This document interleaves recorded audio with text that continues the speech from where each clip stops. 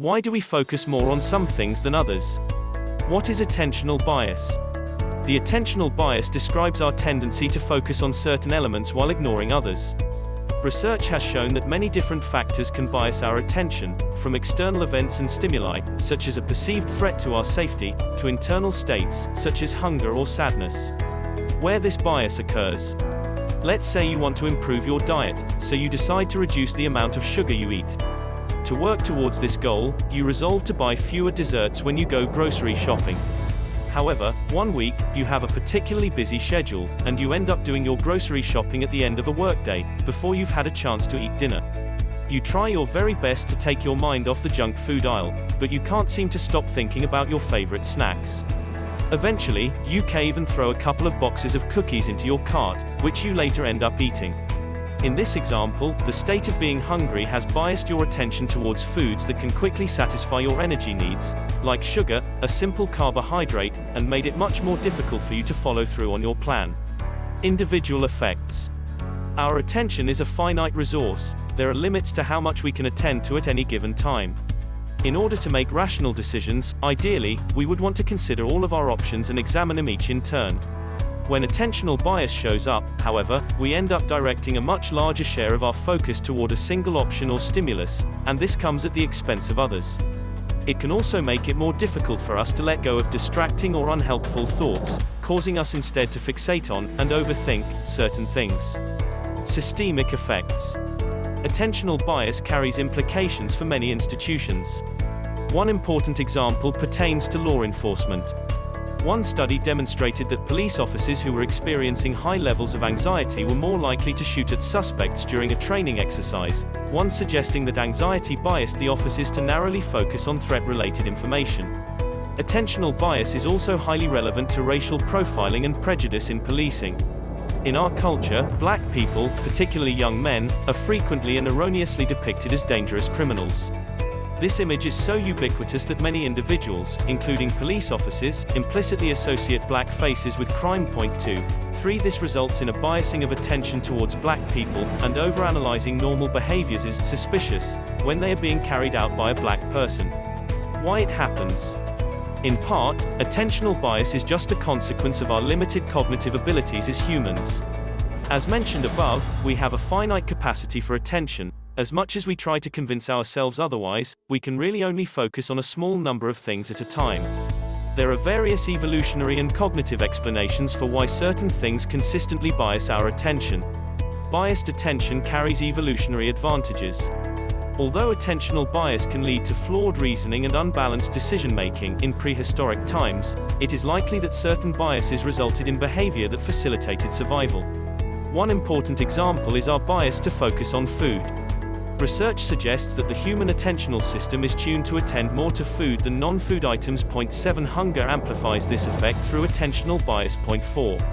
Similarly, although modern research has linked attentional bias for threatening information to clinical anxiety disorders, 8 In the past, being vigilant and responsive to potential dangers in one's environment could actually have been the difference between life and death. Individuals who had these traits were probably more likely to survive and pass on their genes, letting these biases proliferate throughout our species. Importantly, attentional biases that proved to be an advantage in the ancient past may not be advantageous today. Our environment has changed profoundly. For most people, food is available in abundance, and we no longer have to worry about guarding the village from saber-toothed tigers. But our brains retain the hardwiring that benefited our ancestors, even if it is no longer appropriate. We attend to information consistent with our schemas. Our brains rely on many shortcuts and rules of thumb to speed up processing and help us navigate the world. Schemas, or frameworks that help us organize and sort information, are one type of shortcut. We have schemas for virtually everything we encounter in our day-to-day life, from people we meet to situations we encounter. As an example, your schema for your friend Julie might include information such as tall, plays hockey, and hates spicy food. Why it is important. In our personal and professional lives, attentional bias can give us tunnel vision, overemphasizing some factors and blinding us to others. When we narrowly focus on one or two things, we end up overthinking them, and assigning them greater importance in our decision-making than we should.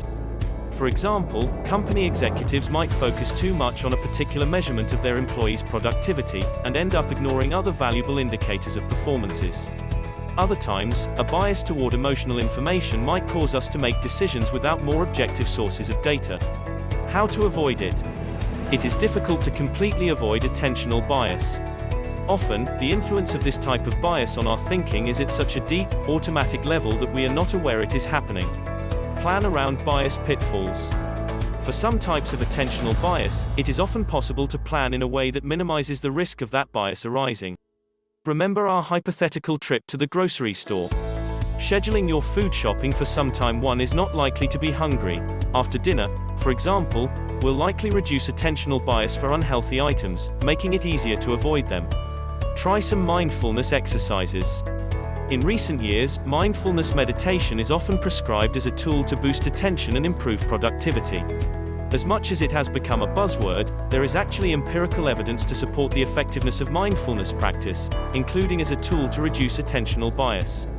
Example 1: difficulties of quitting smoking. People who smoke tobacco are known to have attentional bias for cigarettes and other smoking-related cues. An adapted version of the Stroop task provides empirical evidence of this. Smokers, in comparison to non-smokers, are slower to color name smoking-related words versus neutral words.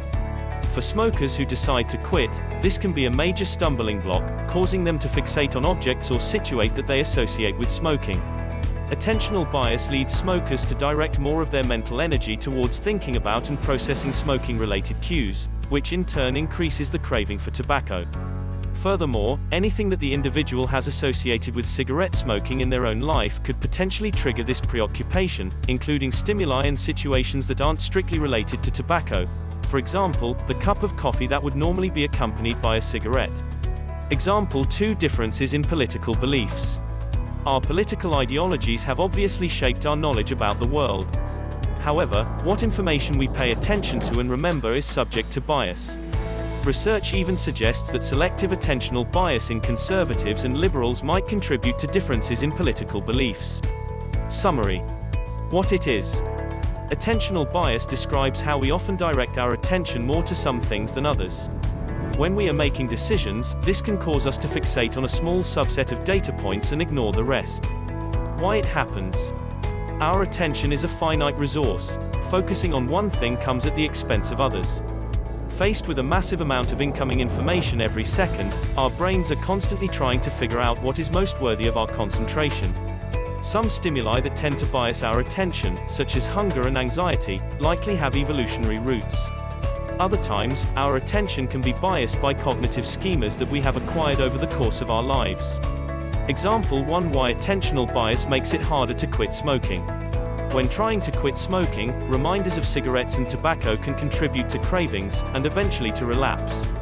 This is largely because ex-smokers have attentional bias for tobacco-related cues, which causes them to process these cues more deeply than a non-smoker would. Example 2: how attentional bias contributes to differences in political beliefs. Attentional bias may contribute to different political beliefs by causing people to selectively focus on different kinds of information. Conservatives have an attentional bias for words with negative emotional content, while liberals are biased towards positive emotional content. How to avoid it? Because attentional bias takes place at a very basic, automatic level of cognition, it is difficult to avoid it altogether. In some cases, it may be possible to plan around possible triggers of bias. Feedback and practice can also decrease attentional bias, as can mindfulness practice.